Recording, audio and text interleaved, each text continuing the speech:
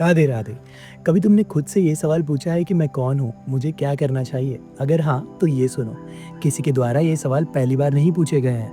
हजारों लाखों साल पहले यही सवाल सूर्य देव ने भी भगवान यानी कि स्वयं श्री कृष्ण से पूछे थे। कैसे और क्या है इसकी कहानी? चलो इसे समझते हैं एंड शुरू करते हैं। श्रीमद् भगवद गीता अध्याय 4, जनना कर्म संन्यास योगा। श्लोक 1, द इटर्नल नॉलेज। कृष्ण कहता है ये ज्ञान मैंने पहले सूर्य देव को दिया था, फिर उन्होंने मनु को, और मनु ने अपने पुत्र राजा इक्ष्वाकु को। यहाँ समझने वाली बात यह है कि एक्चुअल ज्ञान कभी पुराना नहीं होता। जो सवाल तुम्हारे मन में आज है वही सवाल ज्ञानी व्यक्ति के मन में युगों से चलते आए हैं, और उन्होंने इसके जवाब ढूंढे भी हैं। चलो इसे एक एग्जाम्पल से समझते हैं।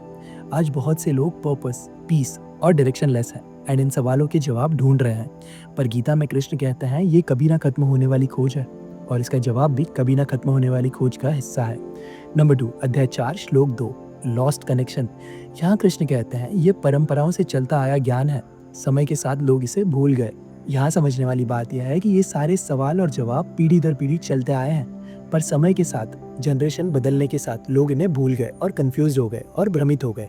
एग्जाम्पल के लिए, जैसे एक जनरेशन अपने संस्कार भूल जाए तो अगली जनरेशन को सही दिशा नहीं मिलती। सिंपल भाषा में कहूँ तो अगर आज तुम स्पिरिचुअलिटी, अध्यात्म एंड धर्म समझना बंद कर दोगे तो तुम्हारी आने वाली जनरेशन इसे कभी स्वीकार नहीं करेगी और रास्ता भटक जाएगी। नंबर 3, अध्याय 4, श्लोक 3, यू आर रेडी। कृष्ण आगे अर्जुन से कहते हैं मैं ये ज्ञान तुम्हें इसलिए दे रहा हूँ क्योंकि तुम मेरे मित्र हो और इसके योग्य हो।